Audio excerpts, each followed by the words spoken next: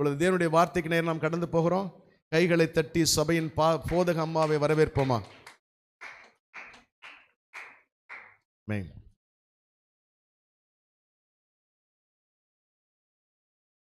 எழுந்து நிற்போமா? உம்முடைய வசனம் என் கால்களுக்கு தீபமும் என் பாதைக்கெல்லாம் வெளிச்சமா இருக்கிறது. இன்று பேசப்படும் ஒவ்வொரு வார்த்தைகளையும் நீர் வருமட்டும் என்னுடைய வாழ்க்கையில அப்பியாசப்படுத்துவேன் என்று எனக்குள் இருக்கிற பரிசுத்த ஆவி நாமத்தினாலே அறிக்கை பண்ணுகிறேன். ஆமென். ஹல்லேலூயா, ஹல்லேலூயா.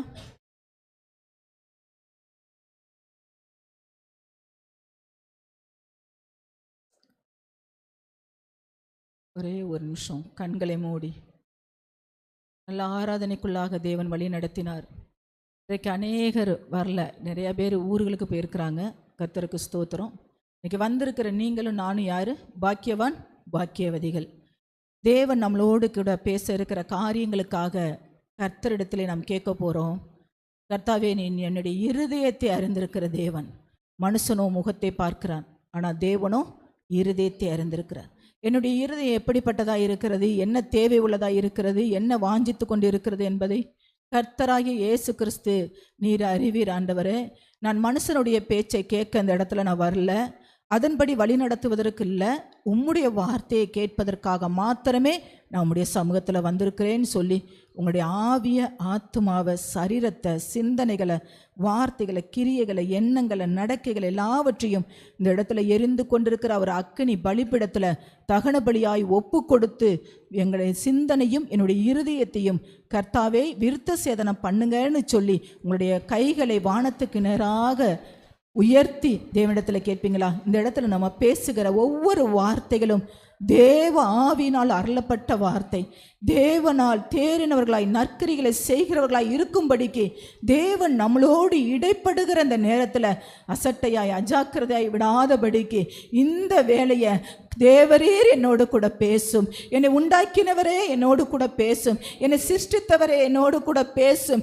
எனக்கு எதற்காக இந்த நாள் என்னை ஜீவனோடு வைத்திருக்கிறீர் ஆண்டவரே? எந்த நோக்கத்தோடு என்னை ஜீவனோடு வைத்திருக்கிறீர் ஆண்டவரே? இந்த உலகத்திலே வனாந்தரம் போன்ற இருக்கிற இந்த பாடுகள் நிறைந்த ஆண்டவரே, கேடுகள் நிறைந்த இந்த உலகத்திலே நாங்கள் ஜெயம் எடுக்கும்படிக்கு நீர் மாத்திரம், உடைய வார்த்தை மாத்திரம் எங்களிடத்தில் இல்லை என்றால் நாங்கள் என்றோ மடிந்திருப்போம். சங்கீதக்காரன் தாவீது சொல்லுகிறான், உம் வசனம் மாத்திரம் எனக்கு கிடைக்கலனா நான் என் துக்கத்திலே நான் அழிந்து போயிருப்பேன் என்று சொல்லி. அப்படியா எத்தனையோ பேர் அழிவுக்கு நேராய் போய் கொண்டிருக்கிறார்கள். ஆனால் ஒவ்வொரு நிமிடமும் அவருடைய வார்த்தை நம்மளை உயிர்ப்பிக்கிறதா இருக்கிறது. நம்ம முழு இருதயத்தோடு, முழு ஆத்மாவோடு, முழு சிந்தையோடு, முழு மனதோடு இருக்கிற இந்த பலத்தோடு கூட தேவ சமூகத்தில் அர்ப்பணிங்க. சிலர் குறைவுள்ளவர்களாக இருக்கலாம், சிலர் நிறைவுறவர்களாக இருக்கலாம். ஆனாலும் கர்த்தர் அறிவார் எல்லாவற்றையும். கர்த்தருடைய பரிசுத்த ஆவியானவர் இந்த வேளையிலே இறங்கி வருகிற வேளையிலே நம்மளுடைய வாழ்க்கை எப்படிப்பட்ட காரியங்கள் இருந்தாலும் கர்த்தர் அதை நேர்மறையாய் மாற்றுகிற தேவனுடைய கரத்திலே ஒப்பு கொடுப்போமா, ஒப்பு கொடுப்போமா, ஒப்பு கொடுப்போமா. பரிசுத்தமுள்ள நல்ல தகப்பனே, இந்த நாளுக்காக நாங்கள் நன்றி செலுத்துகிறோம் சுவாமி. இந்த இடத்துல நிற்பது நான் அல்ல, கர்த்தராகிய இயேசு கிறிஸ்து எனக்குள்ளேருந்து நீர் பேசும்படியாய் உம்முடைய பாதத்தில் நின்று கெஞ்சி மன்றாடுகிறேன். வந்திருக்கிற பிள்ளைகளுடைய இருதயத்தை என் கர்த்தர் சீர்படுத்தி, ஸ்திரப்படுத்தி, பலப்படுத்தி கர்த்தருடைய வரிக்கு நேராய் நீ நிலைநிறுத்தும்படியாய், அடிகளை உறுதிப்படுத்தும்படியாய் உம்முடைய ஆணிப்பா இந்த கரத்தினாலே பிள்ளைகளை தொட்டு உம்முடைய வார்த்தையினால் நிரப்பும்படியாய் இந்த காலை வெளியில சமூகத்திலே அர்ப்பணித்து ஜெபிக்கிறோம் தகப்பனே. உங்க நாமம் மாத்திரம் மகிமைப்படட்டும். நசமாகிய இயேசு கிறிஸ்துவின் நாமத்தினாலே பிதாவாகிய தேவனுக்கு மகிமையை செலுத்துகிறோம். இயேசுவின் நல்ல நாமத்தில் பிதாவே, ஆமென். கரங்களை தட்டி தேவனை மகிமைப்படுத்துவோமா? இந்த நாளிலும் கூட கர்த்தர் என்னோடு கூட இடைப்பட்ட தேவ வார்த்தையானது சங்கீதம் 107 சங்கீதத்தை எடுத்து வைத்துக் கொள்வோம். இன்றைய நாட்களில் அரசியலில் அதிகமான மாற்றங்கள், பொருளாதார நெருக்கடிகள், சமுதாயத்திலே சில விதமான மாற்றங்கள் எல்லாம் அந்த உலகத்திலே நேர்ந்து கொண்டிருக்கிறது. ஒரு பக்கமாக கர்த்தருடைய வருகை எப்படி இருக்கும் என்பதை பூமி, வானம், குன்றுகள் எல்லாம் ஆயத்தமாய் கொண்டிருக்கிறது. அவருடைய ரூபத்தின்படி, அவருடைய சாயலின்படி படைக்கப்பட்ட நாம் எவ்வளவுக்கு எவ்வளவு வாஞ்சையாக எல்லாவற்றையும் உதறிவிட்டு பரம அழைப்புக்கு தயாராக இருக்க போகிறோம் என்பதை தேவனுடைய வார்த்தை நம்மளை திடப்படுத்துகிறதா இருக்கிறது. இந்த நாளில் சங்கீதம் 107 சங்கீதம், சங்கீதக்காரன் தாவீது எதனால் பாடுகிறான் என்றால், கடவுளின் மாறாத அன்பிற்கும் ஆபத்தில் இருந்து அவர் அளிக்கும் விடுதலைக்கும் நன்றி செலுத்தும் ஒரு உன்னத பாடலாகும். இந்த சங்கீதம் எதற்காக எழுதப்பட்டது என்றால், அவருடைய அன்பு எப்படிப்பட்ட அன்பு. நாம் தெய்வமாய் கொண்டிருக்கிற ஜனம் பாக்கியம் உள்ளது. கர்த்தரை தெய்வமாய் கொண்டிருக்கிற ஜனம் பாக்கியம் உள்ளது. அப்போ நீங்களும் நானும் பாக்கியம் உள்ளவர்களாக இருக்கிறோம்.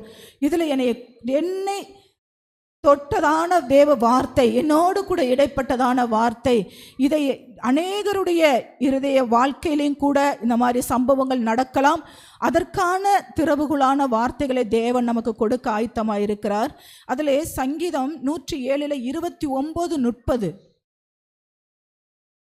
கொந்தளிப்பை அமர்த்துகிறார், அதன் அலைகள் அடங்குகின்றது. அமைதல் உண்டாத நிமித்தம் அவர்கள் சந்தோஷப்படுகிறார்கள். தாங்கள் நாடின துறைமுகத்தில் அவர்களை கொண்டு வந்து சேர்க்கிறார்கள். ஹல்லேலூயா. சேர்க்கிறார். ஹல்லேலூயா. இது ஏதாவது புரிஞ்சதா? இது ஏதாவது வசனங்கள் நமக்கு வாக்குத்தத்தம் போல கிடைக்குதா? கொந்தளிப்பை அமர்த்துகிறார். இன்னைக்கு எப்படிப்பட்ட கொந்தளிப்புகள் நம்மளுடைய வாழ்க்கையிலே, ஒருவேளை வியாபார ஸ்தலங்களாக இருக்கலாம், குடும்பத்தில் இருக்கலாம், சமாதானம் இல்லாத ஒரு அலை, கொந்தளிப்பு. இதை நம்ம எப்படி அணை கட்டினாலும் என்ன செய்யுது? முடியலை. அப்படி என்ன பண்ணுவதுனே தெரியலை. ஆனால் தேவன் சொல்லுகிறார், இப்படிப்பட்ட கொந்தளிப்பை அமர்த்துகிறாராம், அதன் அலைகள் அடங்குகின்றதாம். நம்ம கடலுக்கு போனோம்னா அந்த அலைகள் வருகிறதை பார்த்து பார்த்து சந்தோஷப்பட்டு காலில் என்ன செய்வோம்? ஓடி ஓடி விளையாடுவோம். சின்ன சின்ன காரியங்கள் வரும்போது அது நமக்கு பெரிதாக தெரியலை. ஆனால் பெரிய அலையாக வரும் பொழுது அது ஆபத்திலே உண்டாக்குகிறதா இருக்கிறது. அந்த அலையை அடக்க வேண்டும் என்றால் கர்த்தராகிய இயேசு கிறிஸ்து ஒருவரால் மாத்திரம்தான் முடியும். அமைதல் உண்டாதின் மித்தம் அவர்கள் சந்தோஷப்படுகிறார்கள். உங்களுக்கும் எனக்கும் சந்தோஷம் எப்படி கிடைக்கும்? என்னுடைய வாழ்க்கையிலே அமைதல் உண்டாகணும். பக்கத்தில் பார்த்து சொல்லுங்களேன், என்னுடைய வாழ்க்கையிலே அமைதல் உண்டாகுதன் மித்தமாய் நான் சந்தோஷப்படுவேன். ஒவ்வொருத்தரும் சொல்லுங்க, பார்த்து முகத்தை பார்த்து சொல்லுங்க. ஏன்னா இன்னைக்கு சந்தோஷம் இல்லாமல் தான் நிறைய அலைகள் மோதிக்கொண்டிருக்கிறது. நாங்கள் நாடின துறைமுகத்திலே அவர்களை கொண்டு வந்து சேர்க்கிறார். அந்த துறைமுகம் என்றால் என்ன, இந்த கொந்தளிப்பு என்றால் என்ன என்று சொல்லி கர்த்தர் ஆழமாக கற்றுக் கொடுக்கிறார். நம்முடைய தெய்வம் தெய்வீகமானவர் இல்லை. எல்லாம் அந்த பூமியில் நிறைய தெய்வங்கள் உண்டு. ஆனால் நம்மளுடைய தெய்வம்தான் வானத்தையும் பூமியையும் சிருஷ்டித்த தேவன். இந்த மண்ணை எடுத்து மற்ற தெய்வங்களை உண்டாக்கலாம், மரத்தை எடுத்து மற்ற தெய்வங்களை உண்டாக்கியிருக்கலாம். ஆனால் தேவன் எல்லாவற்றையும் உண்டாக்குவதற்கு முன்பாகவே நாம் ஆராதிக்கிற தேவன் ஜீவன் உள்ளவராயிருக்கிறார், தெய்வீகமானவர் என்பதற்கு இந்த சங்கீத பகுதி ஒரு சான்றாக அமைகிறது. இஸ்ரவேல் ஜனங்களை வனாந்தர வழியிலே நடத்தி வருகிற வேளையிலே அவர்களுடைய பாடுகள், உபத்திரங்கள், அந்த இடத்துல நிறைய இடத்துகளில் ஆபத்திலே நான் உம்மை நோக்கி கூப்பிட்டேன் என்ற வசனம் வரும். அதை நான் உங்களோடு கூட பேசுகிறேன். அழகாச்சிருக்கிறார். அவரை எல்லாவற்றையும் உருவாக்குகிற தேவன். பிரச்சனையா, போராட்டமா, பாடுகளா, எல்லாமே அவருக்கு தெரியும். தெரியாம எதுவுமே இல்லை. எல்லாவற்றையும் சிருஷ்டித்த தேவன், தீயோரையும் நல்லோரையும் கண்ணோக்கி பார்த்து கொண்டிருக்கிற தேவனுக்கு எல்லாமே தெரியும். இவர்தான் எல்லாவற்றையும் உருவாக்கினவர். கடலை, கப்பலை, காற்றை, சூறாவளியை உருவாக்கினவர். அதை அமர்த்துகிறவரும் யாரு? அவரே. அப்ப என்னால ஒண்ணுமே, உன் தலைமயிரை கூட எண்ணி வச்சிருக்கிறவர், தலைமுடி கூட கீழே விழுகுன்னா அவருடைய சித்தமே இல்லாமல் வேற ஒன்றும் நடக்காது. ஹல்லேலூயா. அப்படி என்றால் இஸ்ரவேல் ஜனங்கள் சிதறிக் கொண்டிருக்கிறார்கள். பாடுகள்னாலே, பிரச்சனைகளாலே, கிழக்கு மேற்கு வடக்கு தெற்கு என பல தேசங்களிலிருந்து சிதறடிக்கப்பட்டவர்களை கர்த்தர் ஒன்றிணைத்து ஒரு அமைதலை கொடுக்க கர்த்தர் ஆயத்தமாய் இருக்கிறார். கரங்களை தட்டி தேவனை மகிமைப்படுத்துங்கள். 4 விதமான இக்கட்டான சூழ்நிலைகளில் இருந்து கர்த்தரை நோக்கி கூப்பிடும் பொழுது அவர் அவர்களை விடுவிக்கிறார். இஸ்ரவேல் ஜனங்களுக்கு 4 விதமான இக்கட்டான ஒரு சூழ்நிலைகள் ஏற்படுகிறது. அதே காரியங்கள் என்னுடைய வாழ்க்கையிலே இப்பொழுது நம்மளுடைய வாழ்க்கையிலே நடந்து கொண்டு இருக்குமானால் நாம் அதை நிதானித்து தேவன் சொல்லுகிற வார்த்தை என்ன என்பதை விருத்த சேதனம் பண்ணப்பட்ட செவிகளாலே, விருத்த சேதனம் பண்ணப்பட்ட இருதயத்தினாலே அதை ஏற்று நம்மளுடைய வாழ்க்கையை அர்ப்பணித்து அதன்படி செயல்படுவோம். 4 விதமான, ஒன்று பாலைவனத்தில் வழி தவறினவர்கள். பாலைவனத்திலே அப்படின்னா இந்த வனாந்தரமான உலகத்திலே வழி தவறி இருப்பவர்கள். அழகா சொல்றாரு, கொந்தளிப்பை அமர்த்துகிறார்கள். ஆனா ஒரு வாஞ்சை உண்டு. இந்த வனாந்தரத்தில் இருக்கிற எல்லாருக்குமே ஒரு விதமான தெய்வ பக்தி உண்டு இல்லையா? எல்லாருமே அது இந்தியா தேசத்தை எடுத்துக்கிட்டீங்கன்னா பயங்கர தெய்வ பக்தி உள்ளவர், எதை கண்டாலும் கும்பிடுற. ஆனா நீங்களும் நானும் உயிருள்ள தேவனை ஆராதிக்கிறவர்கள். அதனால் அழகா சொல்ற, திசை தெரியாமல் ஆவிக்குரிய தாகத்தோடு இருப்பவர்கள் தான் வனாந்திரத்திலே பாலைவனத்திலே வழி தவறியவர்கள். எழுதி கொள்ளுங்கள். 2வது அழகாய் சொல்கிறது, சிறைப்பட்டவர்கள். இந்த சிறைப்பட்டவர்களுடைய இதில் காரியத்திலே நான் நிற்கிறேனா, பாலைவனமான வனாந்தர வார்த்தையிலே நான் நிற்கிறேனா என்பதை சொல்லி நம்முடைய வாழ்க்கையிலே நம்மை நாமே நிதானித்துக் கொள்வோம். 2வது சிறைப்பட்டவர்கள். இவர்கள் யார் என்றால், இருளிலும் இன்னைக்கு எல்லாத்தையும் அடைச்சிட்டு ஒரு ஸ்ட்ராக் ரூமில் கொண்டு போய் நம்மளை போட்டு விட்டுட்டாங்கன்னு வச்சுக்கோங்களேன், நம்ம எந்த பக்கத்து திரும்பினா எப்படி வழினே தெரியாது. சிறைப்பட்டவர்கள், இருளில் இருப்பவர்கள், மரண இருளிலே இருப்பவர்கள், இவர்கள் தான் சிறைப்பட்டவர்கள். இவர்கள் யார் என்றால், கீழ்ப்படியாமையினாலே, தேவனுடைய வார்த்தைக்கு கீழ்ப்படியாமையினாலே அந்த வெளிச்சத்தை காணாதபடிக்கு, கர்த்தருடைய வார்த்தையில் இருக்கிற வெளிச்சத்தை காணாதபடிக்கு ஒரு இருளுக்குள்ளாக பாவத்தால், தங்களுடைய பாவத்தினால், தாங்களே செய்கிற பாவத்தினால், தங்களுடைய வாயினாலே சிக்குண்டாயின்னு சொல்லுகிறது இல்லையா? அதே போல தங்களுடைய பாவத்தினாலே அவர்கள் கட்டுண்டு விடுதலை அற்றி இருப்பவர்கள் தான் சிறைப்பட்டவர்கள். முதலாவது நான் சொன்னேன் பாலைவனத்தில், 2வது சிறைப்பட்டவர்கள், 3வது நோயாளிகள்.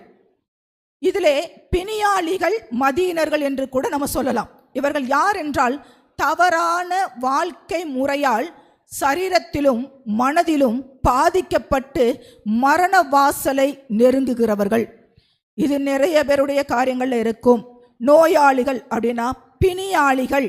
அவர்கள் மதியினர்களாக, தங்களுடைய சரீரம் தேவன் தங்குற ஆலயமாய் இருக்கிறது, இதை நான் பரிசுத்தமாக வைத்து கொள்ள வேண்டும். ஒன்று உணவு முறையாக இருக்கலாம், ஒன்று கெட்ட பழக்க வழக்கங்களால் இருக்கலாம். புரிந்து கொண்டோமா? தேவ வார்த்தை சொல்லுகிறது, தவறான வாழ்க்கை முறையால் சரீரத்திலும், அழகா சொல்லு, மனதளவிலும் நிறைய சரீரத்திலே பிரச்சனை வரும் பொழுது மனதளவிலே தேவனுடைய வார்த்தை மாத்திரம் கிடக்கலைன்னா மனதை குழப்புகிற பிசாசு கெட்ட காரியங்களுக்குள்ள கொண்டு போய் விட்டுரும். தேவ வெளிச்சம் இருக்க வேண்டும். அது பாதிக்கப்பட்டு அவன் பிசாசானவன் எங்கே கொண்டு போய் தள்ளுகிறான்? மரண வாசலிலே, நரகத்திலே தள்ளுவதற்கு அவன் எத்தனை பண்ணி கொண்டிருக்கிறான். நல்ல வெளிப்போடு இருப்போம். அதனாலே ஆண்டவர் சொல்றாரு, வியாதிகள் உண்டு, பாடுகள் உண்டு, உங்களுக்குள்ள அந்த தவறான காரியங்கள் இருக்குமா, கர்த்தருடைய சமூகத்தில் நின்று இந்த சரீரத்தை தேவ பயத்தோடு கூட பாதுகாத்து கொள்ளுங்கள். 4வது கடலில் புயலில் சிக்கியவர்கள். அப்படின்னா கடலில் செல்பவர்கள். இன்னைக்கு நான் ஒரு வியாபாரத்தை எடுத்திருக்கிறேன், அந்த தொழில் முதலீடு அல்லது ஒரு குடும்பம் அல்லது பிள்ளைங்கள் 10th முடிச்சு 11th 12th முடிச்சு காலேஜ், இது எல்லாமே அழகா சொல்லுகிறார், கடலிலே புயலிலே சிக்கியவர்கள். கடலிலே அப்படின்னு பார்த்தீங்கன்னா உலகம், புயல் என்றால் பிரச்சனை. இதில் சிக்கியிருப்பவர்கள் வாழ்க்கையின் சவால்கள் மற்றும் பெரும் போராட்டங்களிலும் புயல்களிலும் சிக்கி தவிப்பவர்கள். ஆனால் இந்த சவால்களையும் இந்த போராட்டங்களையும் நீங்களும் நானும் மேற்கொள்ளணும். ஏனென்றால் கர்த்தராகிய இயேசு கிறிஸ்து என்ன சொன்னார்? இந்த உலகத்திலே உபத்திரங்கள் உண்டு, ஆனாலும் திடன்கொள், நான் இந்த உலகத்தை ஜெயித்தேன், நீ எனக்குள்ளும் நான் உனக்குள்ளும் இருந்தால் இந்த உலகத்தில் இருக்கிற இந்த வனாந்தரம் போன்ற அனுபவங்கள், நோய்கள், சிறைப்பட்டவர்கள், கடலிலே புயலிலே சிக்கியவர்கள், இது எல்லாத்தையும் நம்ம மீட்டு எடுக்க முடியும். இதையெல்லாம் எடுத்து நான் எங்கே போக விரும்புகிறேன் என்றால் துறைமுகம். இந்த கடலிலே பிரயாணம் பண்ணுகிறவர்கள் தொழில் ரீதியாக, வணிக ரீதியாக இவர்கள் என்ன செய்வாங்க, இன்னொரு இடத்துக்கு துறைமுகத்தை நாடி போவார்கள் இல்லையா? அங்கே ஒரு பாதுகாப்பு இருக்கும், ஒரு அமைதல் இருக்கும். அந்த துறைமுகம், நமக்கு துறைமுகம் என்றால் என்ன என்று பார்த்தோமானால் நித்திய இளைப்பாறுதல் ஸ்தலம். ஹல்லேலூயா, ஹல்லேலூயா. இன்றைக்கு இந்த வனாந்தாரம், இந்த சிறைப்பட்டவர்கள், நோயாளிகள், அழகாச்சல கடலிலே பயணம் செய்து கொண்டிருக்கிற, புயலிலே பிரச்சனையிலே இருப்பவர்கள், இதெல்லாம் மேற்கொண்டு நான் அந்த பரலோகத்தை அடையணும். கரங்களை தட்டி தேவனை மகிமைப்படுத்துவோமா? இது எதுவுமே இல்லைங்க. கிறிஸ்தவ வாழ்க்கை ரொம்ப சமாதானமா, சந்தோஷமா. ஒரு கல்யாண வீட்டுக்கு போனால் நீ நல்லா இருக்கியா, நான் நல்லா இருக்கேன், அதை சாப்பிடுமா, இது இல்லைங்க கிறிஸ்தவ வாழ்க்கை. இடுக்கமான வாசல், போராட்டங்கள் உண்டு, வேதனைகள் உண்டு, உபத்திரங்கள் உண்டு.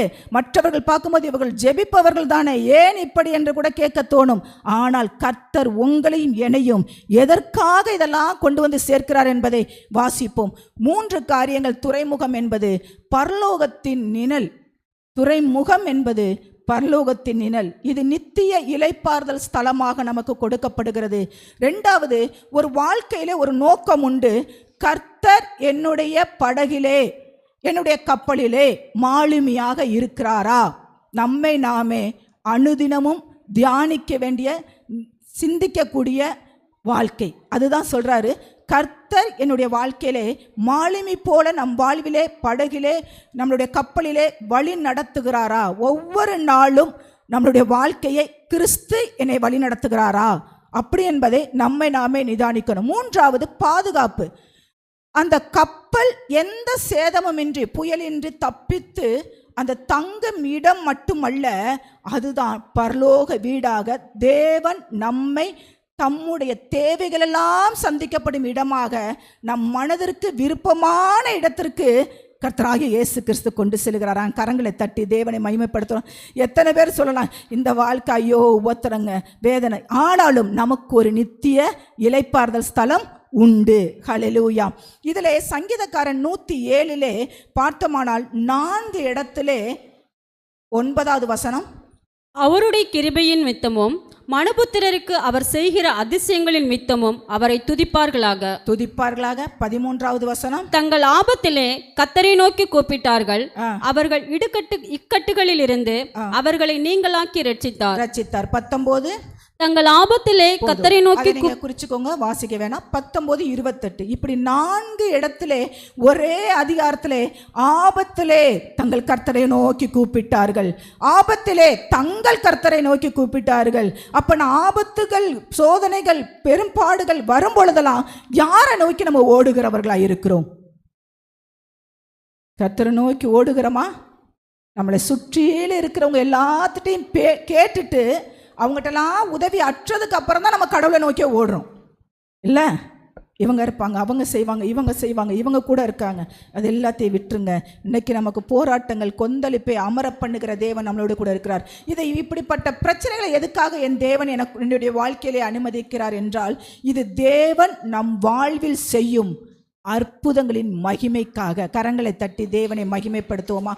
உன்னிலே நான் மகிமைப்படுவேன்னு சொன்ன வசனம், இந்த பூமியிலே நான் இருக்கிறவராக இருக்கிறேன் என்பதை உங்களையும் என்னையும் கொண்டு தேவன் மகிமைப்படுவதற்காக எனக்கு இந்த சோதனையை, இந்த வேதனையை என் கர்த்தர் எனக்கு அனுமதித்திருக்கிறார். கர்த்தாவே அதனால தான் சொல்லுகிறான் அப்போஸ்தலனாகிய பவுல், இதை தாங்கிக் கொள்ள பலன் செய்யும், என்னை தப்பி செல்ல வழி செய்யும் என்று. இது 2 தான் நம்மளுடைய வாழ்க்கையிலே ஜெபமாக இருக்க வேண்டும். அழகா சொல்றாரு பாருங்க, இது நமக்கு விளங்குவதற்கு, சாட்சிகளாக நம்மை நிலைநிறுத்துவதற்காகவும் இப்படி கொந்தளிப்பு அலைகள் நம்மளுடைய வாழ்க்கையிலே வருகிறது. மாலுமி மார்க்கஸ் என்கிறவரான கதையை நாம் பார்ப்போமானால், அவர் ஒரு துறைமுகத்திற்கு அமைதியாக இருக்கும் இடத்திற்கு போக வேண்டுமே என்று சொல்லி அவர் என்ன செய்கிறாரு, ஒரு இடத்துல இருந்து படகிலே சவாரி செய்கிறார். அவர் எல்லாவற்றையும் எடுத்துக்கொண்டு தன்னுடைய வாழ்க்கையில ஒரு அமைதலான ஒரு இடத்துக்கு போக வேண்டும் என்று சொல்லி போய் கொண்டிருக்கிற வேளையில் அங்கே பாதி கடலிலே போகும் பொழுது அவருடைய படகுலை பயங்கரமான சூறாவளி காற்று, பயங்கர எத்திசையிலும் காற்று தான் அடிக்குது, எந்த திசையில் போயிடலாம் அப்படின்னு நினைக்கும் பொழுது மழை இருள் சூழ்கிறது. அப்படிப்பட்ட நிலையில் அந்த மார்க்கஸ் என்கிறதான அந்த மாலுமி என்ன செய்தார் தெரியுமா? எதுவுமே பண்ண முடியலை. அவர் ஒரே ஒரு வார்த்தை சொன்னாராம், கர்த்தாவே இறைவா இதை அடங்க பண்ணும். ஹல்லேலூயா, இதை அடங்க பண்ணும் அப்படின்னு மட்டும் இறைவனை நோக்கி வேண்டினாராம். அதை செய்த உடனே அவர் தரைக்கு அடியிலே இருக்கும் ஒரு நீரோட்டம் பாதுகாப்பாக கரையை கொண்டு வந்து சேர்த்ததாம். இது எதை குறிக்கிறது தெரியுமா? அழகா சொல்லுகிறாரு, நீங்களும் நானும் பிரச்சனையை பார்த்து பேசணும்னு சொல்றாரு. கரங்களை தட்டி தேவனை மகிமைப்படுத்துவோமா? என்னுடைய வார்த்தையை உன்னுடைய பிரச்சனையை பார்த்து பேசு. நீ கெஞ்ச வேண்டிய அவசியம் இல்லை, நீ மன்றாட வேண்டிய அவசியம் இல்லை, நீ அழுக வேண்டிய அவசியம் இல்லை. நான் உனக்கு எல்லாத்தையும் செஞ்சுட்டேன், நீ பேசுன்றார். அதை தான் அழகா சொல்றாரு. மார்க் 4:39 வாசிங்க. அவர் எழுந்து காற்றை அதட்டி கடலை பார்த்து, இறையாதே, அமைதலாயிரு என்றார். அப்பொழுது காற்று நின்று போய் மிகுந்த அமைதல் உண்டாயிற்று. ஹல்லேலூயா. இந்த பழைய ஏற்பாட்டு சங்கீதம் 107 கூறிய காரியம் இந்த மார்க் 4:39 நிறைவேறுகிறது. காற்றையும் கடலையும் அதட்டுகிற தேவன் இருக்கிறார். அது எந்த தேவன் தெரியுமா? யெகோவா தேவன். இருக்கிறவராகவே இருக்கிறேன் என்று சொன்ன தேவன் யாத்திரம் பழைய ஏற்பாட்டு காலத்தில் மாத்திரமல்ல, புதிய ஏற்பாட்டு காலத்தில் இல்லை, இப்பவும் நமக்குள் இருக்கிறவராகவே இருக்கிறார். சங்கீதம் 89:9 வாசிக்கிறீங்களா? தேவரே சமுத்திரத்தின் பெருமையை ஆளுகிறவர், அதன் அலைகள் எழும்பும்போது அவைகளை அடங்க பண்ணுகிறார். ஹல்லேலூயா, ஹல்லேலூயா. எப்படிப்பட்ட ஒரு கொந்தளிப்பு வந்தாலும் இந்த சமுத்திரத்தின் அலைகளை கர்த்தர் அமர பண்ணுகிறார். 65:7 சமுத்திரத்தின் மும்மரத்தையும் அவைகளுடைய அலைகளின் இரைச்சலையும் ஜனங்களின் அமளியையும் அமர்த்துகிறீர். ஜனங்களின் அமளியையும் அந்த கூக்குரலையும் எதிர்மறையாய் பேசுகிற வார்த்தைகளையும் கர்த்தர் அமர்த்துகிறார். யோபு 38:11 இம்மட்டும் வா, மிஞ்சி வராதே, உன் அலைகளின் பெருமை இங்கே அடங்க கடவது என்று. யோபு ரொம்ப அருமையான ஒரு மனிதனுங்க. அவர் அவ்வளவு அழகா வர்ணிச்சிருப்பார். வானம் எப்படி உருவாக்கப்பட்டது, பூமிக்கு என்ன தூக்கு நூல் போட்டா நீங்க அளந்தீங்க, கடலுக்கு ஒரு எல்லை வைத்திருக்கிறீங்க, எல்லாத்துக்கும் ஒழுங்கின் கிரகம் உள்ள தேவன். அதன் நீ கிட்டி வராதேனா வராத, ஒரு கட்டளையாக, ஒரு எச்சரிப்பாக அவருடைய வார்த்தையுடைய வல்லமை இருக்கிறது. நம்மளை மீறி என்னை அழிச்சுட்டே போயிருமோன்னு பயப்படாதீங்க. ஆண்டவர் ஒரு எல்லையை வைத்திருக்கிறார், அதை மீறி வர விட மாட்டார். அதை தான் சொல்றாரு. அதனால தான் சங்கீதம் 46:10 சொல்லுகிறார், அமர்ந்திருந்த நானே தேவன் என்று அறிந்து கொள்வீர்கள். அப்படி என்றால் படகிலே இருக்கிறவர், நம் குடும்பத்திலே இருக்கிறவர், அமர்ந்திருப்பவர் கர்த்தராகிய இயேசு கிறிஸ்து இருக்கிறாரா என்பதை நாம் அறிந்து கொள்ள வேண்டும். அமர்ந்திருந்து தேவனின் வல்லமை வெளிப்படும் வரை நாம் இடைவிடாமல் இந்த சங்கீதம் 107 சொன்னது போல துதிப்பாடலை பாடிக்கொண்டே இருக்கணும், ஸ்தோத்திரங்களை ஏறெடுத்து கொண்டே இருக்கணும். துதி எடுத்தால் சாத்தான் ஓடுவான், முறுமுறுத்தால் திரும்பி வருவான். அந்த முறுமுறுப்பு நமக்கு வேண்டாம், இந்த புலம்பல் வேண்டாம். கர்த்தர் வார்த்தையை பேசுங்கள். மார்க் 11:13 என்ன சொல்லுகிறார் என்று பாருங்களேன். இப்பொழுது இலைகளில் உள்ள ஒரு அத்திமரத்தை மார்க் 11:13 இந்த மலையை பார்த்து பெயர்ந்து ஒரு சமுத்திரத்தினை தள்ளுண்டு போங்கள் என்று சொன்னான். தன் இருதயத்திலே சந்தேகப்படாமல் விசுவாசிக்கிறவன் எவனோ அவன் சொன்னபடியே ஆகும் என்று சொல்லியிருக்கும். வசனம் கொஞ்சம் மாறி இருக்கலாம், கொஞ்சம் தயவு செய்து பாருங்க. மார்க்கில் 11ஆம் அதிகாரத்தில் தான் இருக்கு, அதை கொஞ்சம் எடுத்து பார்த்துக்கோங்க. சாரி, வசனம் தவறுனதற்காக. எவனாகிலும் இந்த மலையை பார்த்து சொல்லிட்டு வசனம் 23 எவனாகிலும் இந்த மலையை பார்த்து நீ பெயர்ந்து சமுத்திரத்திலே தள்ளுண்டு போ என்று சொல்லி தான் சொன்னபடியே நடக்கும் என்று தன் இருதயத்தில் சந்தேகப்படாமல் விசுவாசித்தால் அவர் சொன்னபடியே ஆகும் என்று மெய்யாகவே உங்களுக்கு சொல்லுகிறேன். ஒரே ஒரு வசனம், அந்த காரியத்தில் எவ்வளோ ஆழங்கள் இருக்குது தெரியுமா? நம்ம நிறைய நேரங்களில் என்னையும் கூட எடுத்துக்கொள்கிறோம். இந்த நேரத்தில் பிரச்சனைகள் வரும் பொழுது ஒரு விதமான பயமும் இருக்குது, விசுவாசமும் இருக்கிறது. எத்தனை பேர்த்துக்கு அது உண்டு? எல்லாருக்குமே, ஹியூமன் மனுஷராக இருக்கிற எல்லாருக்குமே உண்டு. பயமும் இருக்கும். இது எப்படி நடக்கும்? இது நடக்காது. இது எந்த வழியில் இருக்குது? வழிகள் எல்லாம் அடைக்கப்பட்ட மாதிரி இருக்குது. ஆனால் விசுவாசம் இருக்குது. கர்த்தர் மேலே எப்படியாவது செய்வார். ஆனால் இந்த விசுவாசம், இந்த பயம் இருக்குமானால் இந்த விசுவாசம் கிரியை செய்ய முடியாது. அதுதான் இந்த வசனம் சொல்லுது. எவன் ஒருவன் இந்த மலையை பார்த்து சமுத்திரத்திலே தள்ளுண்டு போக கடவன் என்று தன் இருதயத்திலே வாசிங்களேன், சந்தேகப்படாமல், கடுகளவு விசுவாசம் இருந்தா இந்த மலையை பார்த்து பெயர்ந்து போன்றாரு. நம்ம பெரிய ஒரு பயத்தை உள்ள வச்சிருக்கிறோம், ஒரு சந்தேகத்தை உள்ள வச்சிருக்கிறோம், ஆனா விசுவாசமா பேசிக்கிட்டு இருக்கிறோம். வாழ்க்கையில உண்டா இல்லையா? இந்த கொந்தளிப்பு அமர வேண்டும் என்றால், பிரச்சனை ஓய வேண்டும் என்றால், இந்த இடத்துல இருதயத்தில் இருக்கிற இந்த சந்தேகத்தை கொண்டு வருகிற, அபிவிசுவாசத்தை கொண்டு வருகிற அந்த பிசாசின் கிரியையில் தூக்கி எறியப்பட வேண்டும். அழகாச்சிற நம் வாழ்வின் புயல்கள் இயேசுவை, நம்மளுடைய வாழ்வில் வருகிற பிரச்சனைகள், போராட்டங்கள் இயேசுவை எழுப்புவதற்காக அல்ல, விசுவாசமான கூப்பிடுதல் தான் அவரை செயல்பட செய்கிறது. புரிஞ்சு கொண்டோமா? நம்ம பிரச்சனைகள், போராட்டங்கள் வந்தோடனே ஆண்டவராக இயேசு கிறிஸ்து எழும்பிட மாட்டாரு. ஆண்டவர் சொல்றார், இருதயத்தில் சந்தேகப்படாமல் அந்த பிரச்சனையை பார்த்து எவன் ஒருவன் பேசுகிறானோ, ஏன்னா ஆண்டவர் சொல்றார், நீ சொல்லாகும் கட்டளையிட நிற்கும், நீ சொல்லாகும் கட்டளையிட நிற்கும். அப்படி ஒரு அதிகாரத்தை நம் தேவன் நமக்கு கொடுத்திருக்கிறார். அதனால சொல்ற, நம்மளுடைய வாழ்க்கையிலே அப்படி என்றால் பிரச்சனைகள், போராட்டங்கள் வரும்போது தேவ வார்த்தையை நாம் அந்த பிரச்சனைக்கு நேராக பேச வேண்டும் என்பதை என் கர்த்தர், நான் பிரச்சனைக்குள் இருக்கையில எனக்கு என் ஆண்டவர் கற்றுக் கொடுத்ததை நான் உங்களோடு கூட பகிர்ந்து கொண்டிருக்கிறேன். படகு, அந்த கடல், கப்பல் என்பது வாழ்க்கையை குறிக்கிறது, புயல் என்பது பிரச்சனையை குறிக்கிறது. நம்முடைய வாழ்க்கை அல்லது குடும்பம் அல்லது ஒரு தொழில் செய்கிற இடம் அல்லது சபை, அவர் தங்கும் இடம், இதெல்லாம் குறிக்கிறது. கடல் உலகத்தை குறிக்கிறது. கடல் எதை குறிக்கிறது? உலகத்தை குறிக்கிறது. கடல் அப்படி என்றால் அந்த அலைகள், உலகத்தில் இருக்கிற பிரச்சனைகள், போராட்டங்கள், வியாதிகள் எல்லாம் இந்த படகிற்குள், என்னது, படகிற்குள் வரலாம்.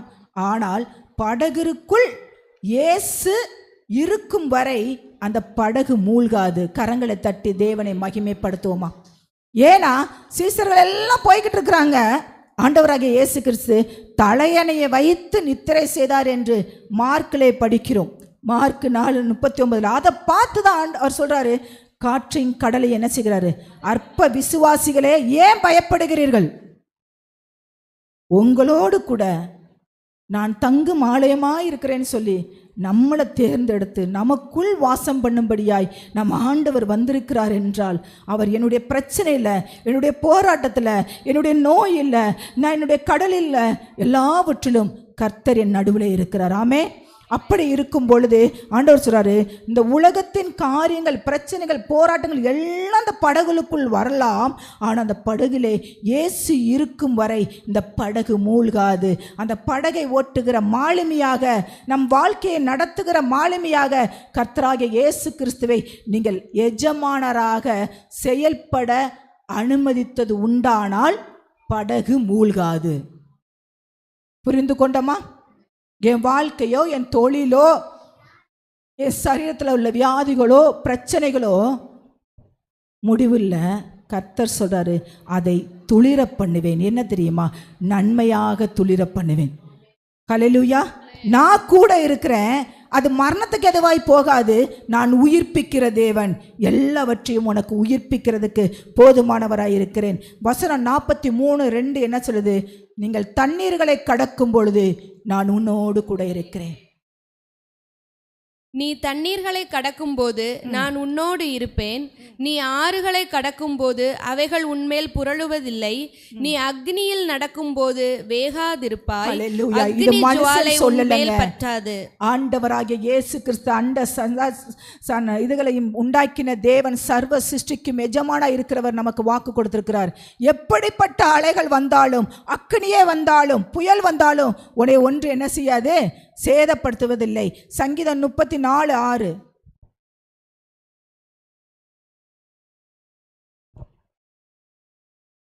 இக்கட்டில் இந்த ஏழை கூப்பிட்டான். இந்த ஏழை கூப்பிட்டான், கர்த்தர் கேட்டு அவனை அவன் இடுக்கண்களுக்கெல்லாம் நீங்களாக்கி ரட்சித்தார். Amen. 50:15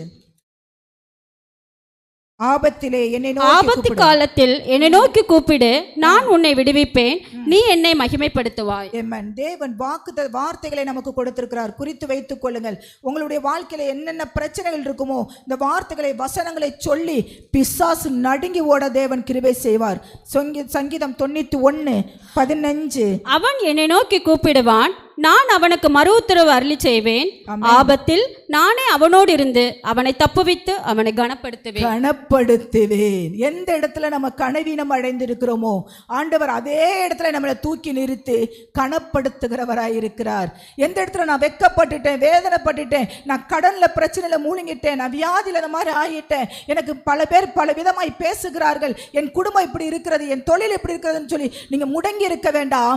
அவன் சொல்லுகிறார் பாருங்க, அவன் என்னை நோக்கி கூப்பிடுவான், நான் மறு உத்தரவு கொடுப்பேன், நான் காது கொடுத்து கேட்டு அவனை ஆபத்திலே நானே அவனோடு இருந்து அவனை தப்புவித்து இந்த உலகத்திலே அவனை கனப்படுத்துகிறவனாயிருக்கிறேன் என்று சொல்லி கர்த்தர் வாக்கு தத்தம் கொடுக்கிறார். ஏசியா 35:8 ஏசியா தீர்க்கதரிசி ஒரு தீர்க்க தரிசனமான வசனமாக அதை கொடுக்கிறார் என்பதை பார்ப்போமா? அங்கே பெரும்பாதையான வழியும் இருக்கும், அது பரிசுத்த வழி எனப்படும்.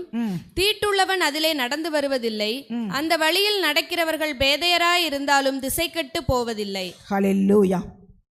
ரொம்ப ரொம்ப ஆழமான ஒரு கருத்தான இந்த வசனம், தீர்க்க தரிசன ஒரு வசனம்.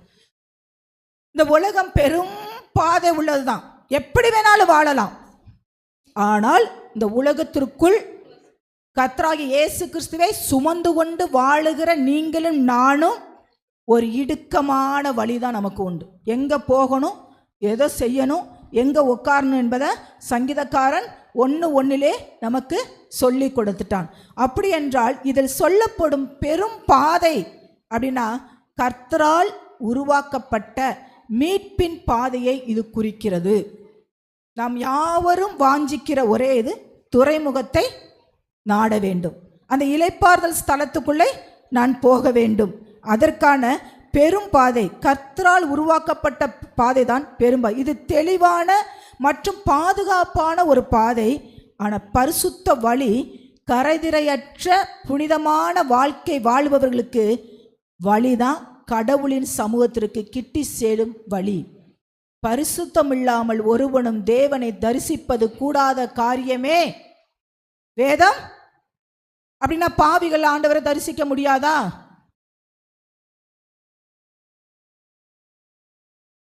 எந்த பாவிகளையும் பிரகாசிப்பிக்கிற மெய்யான ஒளி. ஆனா பாவியா இருந்து கர்த்தருக்குள் ஏற்றதுக்கு அப்புறமும் மறுபடியும் நான் பாவியா தான் இருப்பேனா? வணங்கா கழுத்துள்ளவர்களா இருக்கிறாங்க. அடிக்கடி கடினப்படுத்த தன் பிடரியை கடினப்படுத்துகிறவன் சகாயமின்றி பரிசுத்தத்தை காத்துக்கொள்வோம். ரட்சிப்பின் வஸ்திரத்தை கரைபற்றாதபடிக்கு ஒவ்வொரு நாளும் ஒரு விலை உயர்ந்த சேலையை எடுத்துட்டோம்னா நம்ம எப்படி அதை பத்திரப்படுத்துகிறோமோ அதே போல் நம்முடைய ரட்சிப்பை காத்துக்கொள்வோம். அப்படி என்றால் தான் அந்த பெரும் பாதை, பாதுகாப்பான பாதைக்கு நாம் போக முடியும். அதை தான் சொல்ல, மீட்கப்பட்டவர்கள் நடப்பார்கள். கடவுளால் இப்படிப்பட்ட அலைகளிலே சிக்கி போராட்டங்கள் பிரச்சனைகள் எல்லாம் சிக்கி அதிலிருந்து மீட்கப்பட்டவர்கள் ஆண்டவர் சொல்றாரு, நீ சாதாரணமாக இன்னைக்கு ரட்சிக்கப்பட்டேன், நான் நாளைக்கு ரட்சிக்கப்பட்டேன்னு சொல்றது இல்லை, முடிவு பரியந்த நிலைத்திருப்பவனே ரட்சிக்கப்பட்டவன். இன்னைக்கு இன்னும் வருகிற அலைகள் எப்படிப்பட்ட அலைகளாக இருக்குமோ தெரியாது. அந்த அலைகளை மீறி கொண்டு கர்த்தர் என் படகிலே இருக்கிறார், நான் அந்த அலைகளிலே அழிந்து போகிறவன் அல்ல, நான் உயிர்ப்பித்து மீண்டும் வருவேன். ஹல்லேலூயா, ஹல்லேலூயா. ஏன்னா என் படகிலே, என் வாழ்க்கை என்கிற படகிலே, என் தொழிலே, என் சபையிலே கர்த்தர் அவர் எஜமானராயிருக்கிறார். கரங்களை உயர்த்தி தேவனை மகிமைப்படுத்துவோமா? அதனால் அழகாச்சுறார் பாருங்க, மார்க் 7:13-14 வாசிங்களேன். மத்தேயு சாரி. இடுக்கமான வாசல் வழியாய் உட்பிரவேசியுங்கள். இடுக்கமான வாசல், இந்த உபத்திரம், இந்த முள்ளான அனுபவங்கள் இதுக்குள்ள உள்ள போய் பிரவேசிக்க என்ன செய்யணுமா? வாஞ்சிக்கணும். வாசிங்க. இடுக்கமான வாசல் வழியாய் உட்பிரவேசியுங்கள். கேட்டுக்கு போகிற வாசல் விரிவும் வழி விசாலமுமாய் இருக்கிறது. போகிற வாசல் எப்படி இருக்குதா?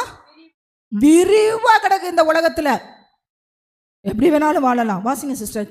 அதின் வழியாய் பிரவேசிக்கிறவர்கள் அநேகர், ஜீவனுக்கு போகிற வாசல் இடுக்கமும் வழி நெருக்கமுமாய் இருக்கிறது, அதை கண்டுபிடிக்கிறவர்கள் சிலர். எதை நம்ம கண்டுபிடிச்சிருக்கிறோம்? நம்மளுடைய வாழ்க்கையில எதை கண்டுபிடிச்சிருக்கிறோம்? கொஞ்சம் பேசுங்களேன். இடுக்கமான தோமாவை கூப்பிட்டாரு. பேதுரு வீட்டுக்கு போயெல்லாம் சந்தோஷமா போனான். கல்யாண வீட்டுக்கு போயெல்லாம் சந்தோஷமா போனான். நான் மறிக்க போகிறேன்னு ஆண்டவர் சொல்லும்போது போயிட்டான். இன்னைக்கு எத்தனை பேர் நம்ம பாடுகள் அனுபவிக்க தயாராக இருக்கிறோம்? என்னின் மித்தம் பாடு அனுபவிக்கிறவர்கள் பாக்கியவான்கள் என்று வேதம் சொல்லுகிறது. சுகமான வாழ்க்கை மாத்திரம் இல்லை, கர்த்தருக்குள் இருப்பவர்கள். அப்படி என்றால் நாம் உலக கூட்டத்தை பின்பற்றுகிறோமா அல்லது சத்தியத்தை பின்பற்றுகிறோமா? இதுதான் நம்மளுடைய வாழ்க்கையிலே தேவன் கொடுக்கிற ஒரு எச்சரிப்பான வார்த்தை. அப்படி என்றால் அப்போஸ்தலனாகிய பவுல் 27ஆம் அதிகாரத்திலே பார்த்தீர்களானால் 28ஆம் அதிகாரத்திலையும் பார்த்தோமானால் அவர் சுவிசேஷத்து நிமித்தமாய் கப்பல் பிரயாணம் பண்ண வேண்டியதாக இருக்கிறது. பவுல் சிறை கைதியாக ரோம் நாட்டிற்கிறே கப்பலிலே கொண்டு செல்லப்படும் பொழுது பயங்கரமான ஒரு புயல், கப்பல் சேதமடைகிறது, சூழல் ஏற்படும் போது அப்பொழுது மாலுமிகள் மாத்திரம் தப்பிக்க என்ன செய்கிறாங்க? முயலுகின்றாங்க. நம்ம உயிர் மட்டும் தப்பிச்சா போதுன்னு சொல்லி. ஆனால் மனிதர்களின் தந்திரம் இப்படித்தான் இந்த உலகத்தில். ஒரு கப்பல்லே, ஒரு படகுலே, ஒரு வீட்டிலே, ஒரு குடும்பத்திலே, ஒரு தொழிலே நாம் ஒன்றாக பிரயாணம் பண்ணி கொண்டிருக்கிறோம். பிரச்சனை வந்தோன்னு என்ன செஞ்சிருது? எனக்கு இதுக்கும் சம்பந்தமே இல்லைன்னு ஓடி ஒளிகிற கூட்டமாக இருக்காதீங்க. அப்படி அப்போஸ்தலனாகிய பவுல் அந்த இடத்துல நிற்கல. அந்த இடத்துல சொல்றான், மனிதர்களின் தந்திரங்களை மீறி தேவன் புயலுக்கு கொடுத்த பவுலுக்கு கொடுத்த வாக்கு தத்தம் என்ன தெரியுமா? 29வது வசனம், 27, 29. பாறைகளிடத்தில் விழுவோம் என்று பயந்து பின்னணியத்தில் இருந்து 4 நங்கூரங்களை போட்டு. 27, 23 வாசிங்க ஃபர்ஸ்ட். ஏனென்றால் என்னை ஆட்கொண்டவரும் நான் சேவிக்கிறவருமான தேவனுடைய தூதனானவன் இந்த ராத்திரியிலே என்னிடத்தில் வந்து நின்று, பவுலே பயப்படாதே, நீ ராயனுக்கு முன்பாக நிற்க வேண்டும். இதோ உன்னுடனே கூட யாத்திரை பண்ணுகிற யாவரையும் தேவன் உனக்கு தயவு பண்ணிறார் என்றான். ஆனபடியினால் மனுஷரே திடமனதாயிருங்கள், எனக்கு சொல்லப்பட்ட பிரகாரமாகவே நடக்கும் என்று தேவனிடத்தில் நம்பிக்கையாயிருக்கிறேன். ஆயினும் ஹல்லேலூயா. இந்த வசனம் எல்லாரும் எடுத்துக்கொண்டோமா? பேஜ் நம்பர் 204, புதிய ஏற்பாடு.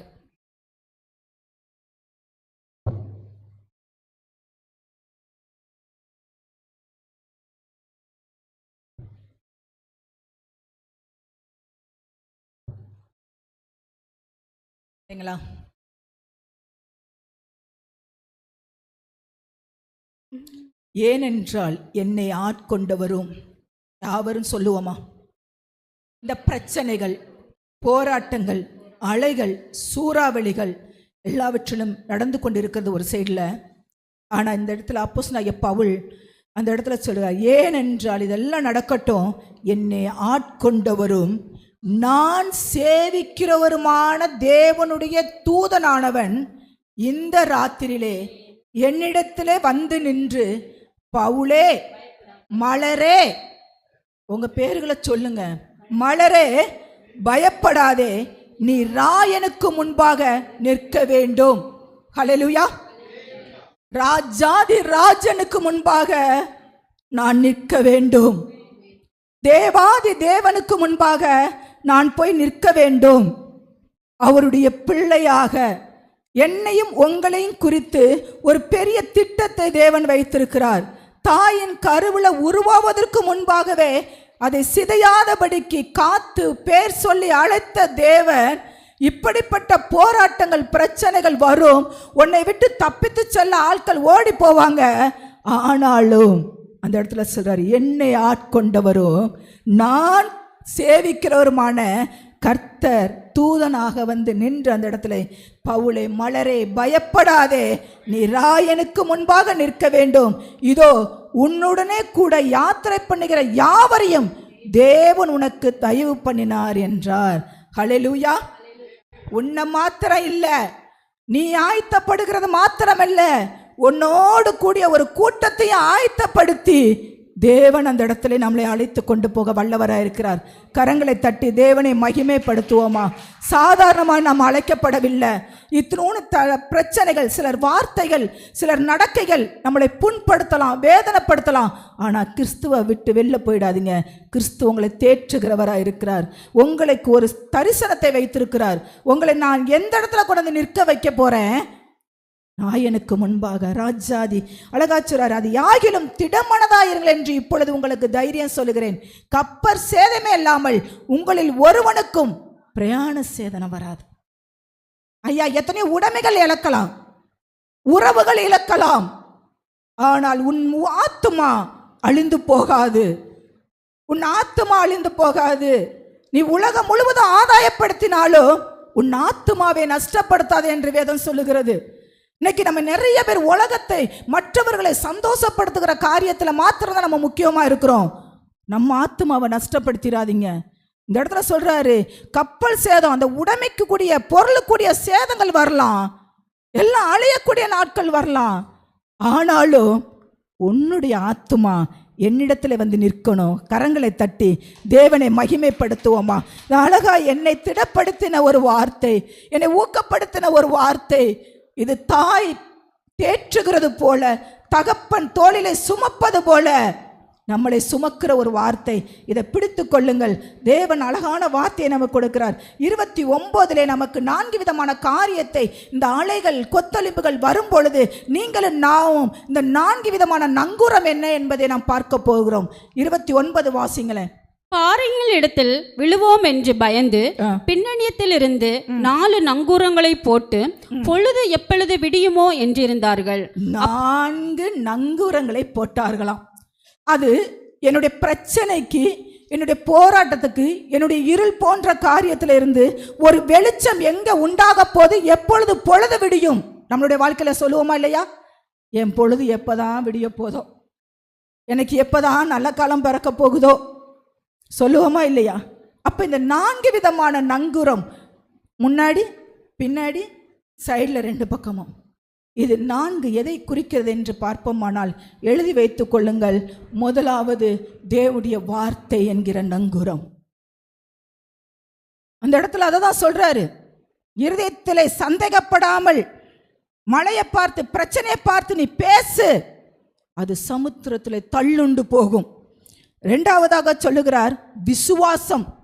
விசுவாசம் இல்லாமல் ஒன்றுமே முடியாது. முதலாவது தேவனுடைய வார்த்தை, 2வது விசுவாசம், 3வது அவரிடத்தில் பொறுமையாக காத்திருப்பது, 4வது தான் ஜெபம்.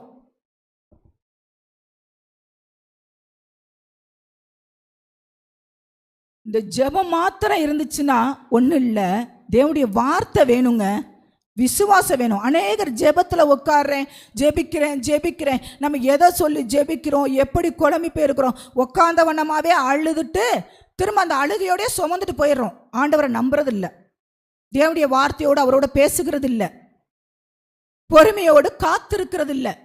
ஆனால் நான் ஜெபிக்கிறேன். புரிஞ்சு கொண்டமா? ஆனால் நான் ஜெபிக்கிறேன், ஜெபத்தில் உட்கார்றேன். அது 4வது தான் சொல்றாரு. முதல்ல தேவனுடைய வார்த்தையை பேச கற்றுக்கொள்ளுங்க. 2வது விசுவாசத்தோடு இருங்க. அலைகள் உங்கள் பக்கத்தில் வந்து மோதி அடிக்கலாம், உங்களுக்கு மரணம் நேரிடுறது போல இருக்கலாம், ஆனால் தேவன் வாக்குத்தத்தத்தை கொடுத்திருக்கிறார். இந்த உலகமும் உலகத்தில் உலகில் அழிந்து போனாலும் என் ஆத்துமா கர்த்தரிடத்திலே சேரும். அழகா சொல்றாரு. 4வது ஜெபம், பொறுமையோடு காத்திருங்கள். 3வது, இது உலகிலே, அந்த கடலிலே, வாழ்க்கை என்கிற படகிலே நாம் பயன்படுத்த வேண்டிய 4 விதமான நங்கூரமாக இதை எனக்கு ஆண்டவர் வெளிப்படுத்தினார். அடுத்ததாக புயல் சோதனைகள் வரும் பொழுது நாம் கப்பலை, சபையை, குடும்பத்தை, பொறுப்புகளை விட்டுவிட்டு ஓடி போக நினைக்கக்கூடாது. நம்ம நிறைய பேர் என்ன தெரியுமா, எஸ்கேப் ஆக பார்க்குறோம். குடும்பத்தில் ஒரு பிரச்சனை வந்துச்சுன்னா இதில் நான் சம்மந்தப்படலை, இதுக்கு எனக்கு சம்மந்தம் இல்லை. சபை அப்படிதான், தொழில் அப்படிதான். ஒரு நஷ்டம் அடையுதுன்னா முதலாளியிலிருந்து தொழிலாளி வரைக்கும் எல்லாருக்குமே உரித்தானது, எல்லாருக்குமே பொறுப்புடைமை. அதே போலதான் இதில் மாலுமிகள் மட்டும் என்ன செய்கிறாங்க? தப்பிக்க நினைக்கிறார்கள். அப்படி நினைவுகள் நம்மளுடைய வாழ்க்கையில் இருக்கக்கூடாது. அடுத்து சொல்றார், தேவனுடைய வாக்குத்தத்தத்தில் நிலைத்திருப்பது தான் நமக்கு பாதுகாப்பு, மீட்பு. ஆட்கொண்டவர் என்னை தேவனுக்கு சொந்தமானவர் என்று சொல்லுகிறார். நம்மளை பார்த்த ஆண்டவர் என்ன சொல்லுகிறது தெரியுமா? பவுல் சொல்றான், என்னை ஆட்கொண்டவர் அப்படின்போது கிறிஸ்துவுக்கு நான் சொந்தமானவள். பவுல் சொல்றான், நான் கிறிஸ்துவுக்கு சொந்தமானவன், என்னை கைவிடவே மாட்டார். ஏன்னா அவர் சொத்தாக, அவர் சொந்த ஜனமாக என்னை மீட்டெடுத்திருக்கிறார். இவன் பவுல் பயங்கர சனகரிப்பு மன்றத்தில் ஆர்டர் வாங்கி வச்சிருந்தான், கிறிஸ்தவர்களை துன்பப்படுத்தி கொலை செய்வதற்கு. சவுலாய் இருந்தவனை கர்த்தர் பவுலாய் மாற்றினார். எவ்வளவு பராக்கிரமாய் அவன் அந்த ஊழியங்களை செய்கிறான் பார்த்தீங்களா? சொல்றான் பாருங்க, அவருடைய திட்டம் இந்த உலகத்திலே ஒரு துன்பம், பெரிய புயல் சிக்கியிருப்போமானால் உண்மையான ஒரு விசுவாசி எல்லாவற்றிலையும் கரை சேர்ந்து தேவனுக்கு முன்பாக நிற்க முடியும். அதுதான் பயப்படாதே என்று உங்களையும் என்னையும் பார்த்து கர்த்தர் கொடுக்கிற ஒரு கட்டளையாக இருக்கிறது. அவர் தனியாய் விடுகிறது அல்ல, நம்மளை சாட்சியாக நிறுத்துவதற்கு.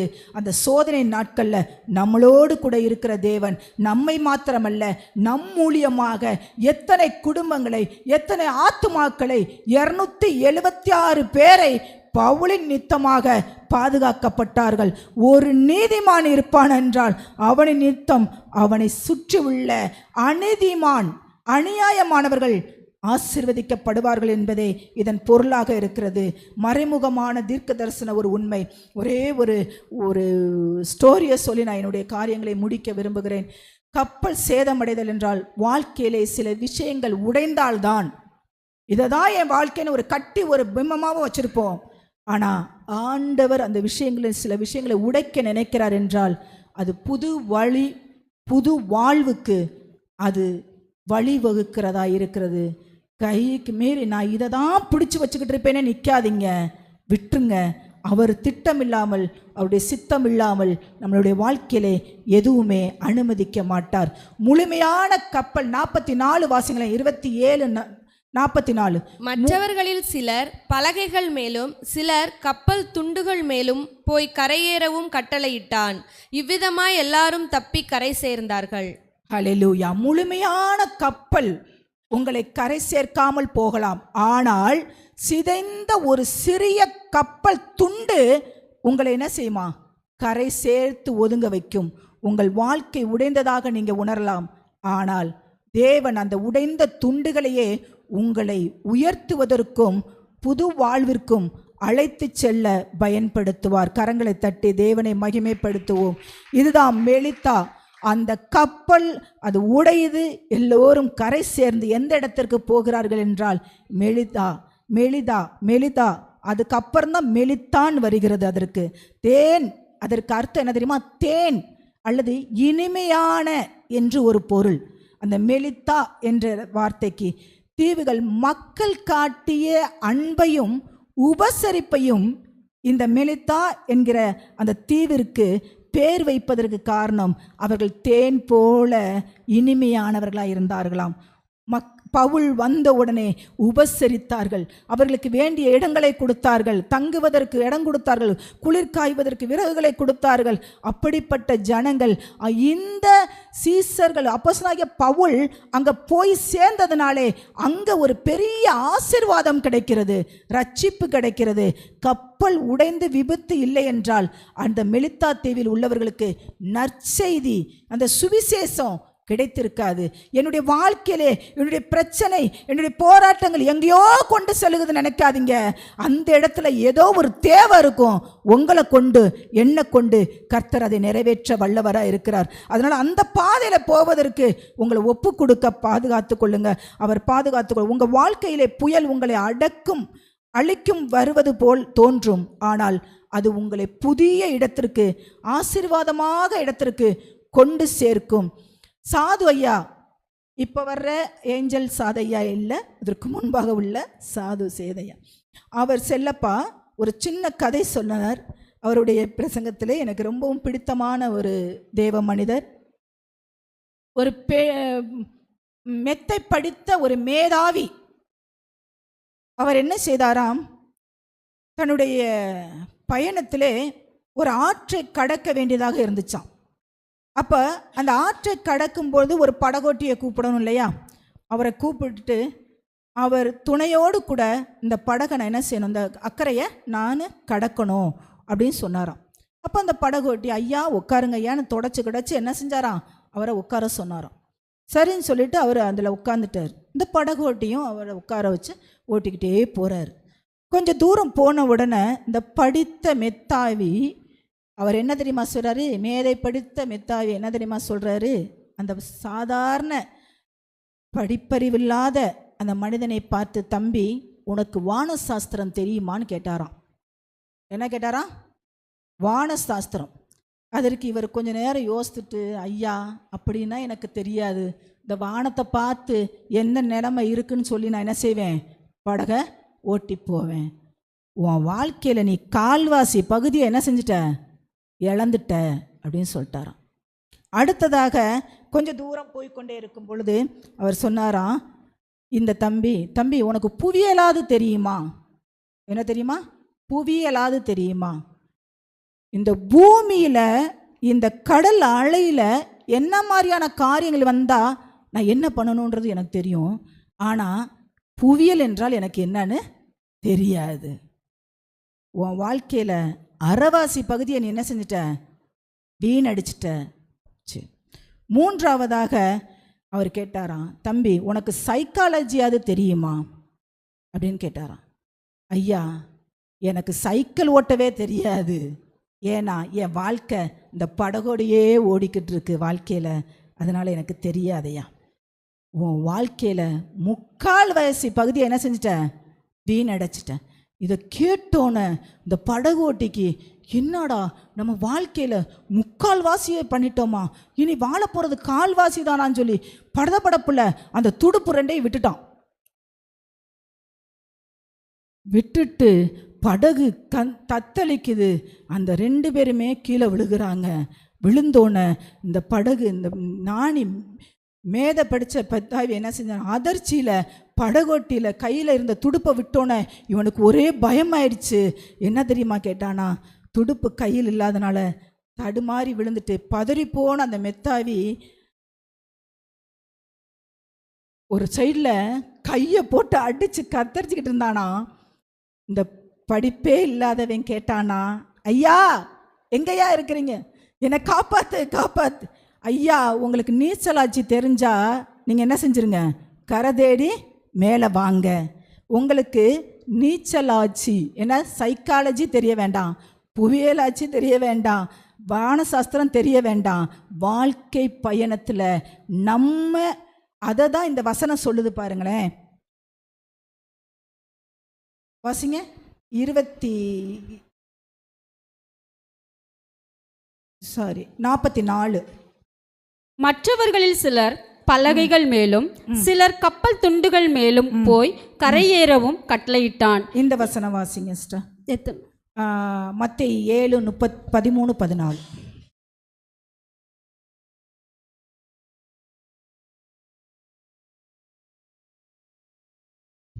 இடுக்கமான வாசல் வழியாய் உட்பிரவேசிங்கள், கேட்டுக்கு போகிற வாசல் விரிவும் வழி விசாலமுமாயிருக்கிறது, அதன் வழியாய் பிரவேசிக்கிறவர்கள் அநேகர். ஜீவனுக்கு போகிற வாசல் இடுக்கமும் வழி நெருக்கமுமாயிருக்கிறது. போதும். இந்த உலகத்தில் நான் டாக்டர் பட்டம் வாங்கியிருக்கலாம், லாயர் பட்டம் வாங்கியிருக்கலாம், இன்ஜினியர் பட்டம் வாங்கியிருக்கலாம், இது எல்லாம் என்னைய போய் பரலோகத்தில் சேர்க்காது. அதை தான் அந்த இடத்துல சொல்கிறாரு, வழி தவறி போக மாட்டார்கள். யார் தெரியுமா? இவர்கள் உலக அறிவு குறைவாக இருந்தாலும், உலகத்தில் நான் படித்து மெத்த பதவி எதுவும் வாங்காட்டினாலும் கூட, கிறிஸ்துவுக்குள்ளாக கிறிஸ்துவை அறிகிற அறிவிலே, கிறிஸ்து கொடுக்கிற சட்டத்திட்டங்களிலே, இடுக்கமான வாசலிலே அதில் நான் பிரவேசித்து கொண்டிருப்பேனானால், உலக அறிவு குறையாக இருந்தாலும் வழி தவறி போக மாட்டார்கள், பாதுகாப்பாக இலக்கை அடைவார்கள். அந்த மெத்தாவி, படித்த மெத்தாவி என்ன பண்ணிட்டாரு, நீச்சல் அடிக்க தெரியாதனால அடிச்சுட்டு போயிட்டாரு. ஆனால் படிப்பறிவில்லை, கற்றது கையளவு கல்லாது உலகளவுன்னு சொல்லுவாங்க.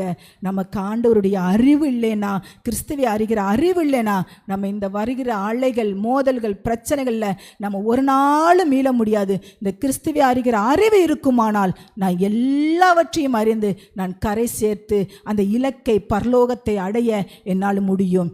அந்த படித்த மெத்தாவினால் முடியலை, படிக்கலை, அறிவில்லை. இன்னைக்கு அநேகர் என்ன தெரியுமா சொல்லுகிறாங்க, படிக்காத பாட்டிமார்கள், இந்த படிப்பே வாசிக்க தெரியாதவர்கள் அநேகர் முக்காடு போட்டு தீர்க்க தரிசனமாய் இந்த வசனத்தை அந்நிய பாஷையில பேசி விளக்கப்படுத்துகிறார்கள். இங்கிலீஷ்ல பேசுறாங்கங்க. அநேக அபிஷேகங்கள் ஊற்ற கொண்டிருக்கிறது. தேவ அறிவு நம்மேல் ஊற்றப்பட வேண்டுமானால் தேவனுடைய சமூகத்திலே உட்கார்ந்து தேவனை அறிகிற அறிவிலே நாம் வளருகின்றோமானால் மற்ற எல்லாவற்றையும் நாம் மேற்கொண்டு நாம் அந்த கரையை அக்கறையை நாம் அடைய முடியும். ஒரே ஒரு நிமிஷம் கண்களை மூடி, பரிசுத்தமுள்ள நல்ல தகப்பனே, இந்த நாளில் எங்களுக்கு இந்த உலகத்தில் நான் எதையோ பட்டத்தை வாங்கி நான் அடுக்கி வச்சிருக்கலாம், அது எல்லாம் என்னை பரலோகத்துக்கு கொண்டு செல்லாது, அதெல்லாம் என் பிரச்சனைகளுக்கு தீர்வு கொடுக்காது. நானே வழியும் சத்தியமும் ஜீவனும் இன்றி ஒருவனையும் என்னையின்றி பரலோகம் செல்ல முடியாதுன்னு சொன்னீங்களேப்பா.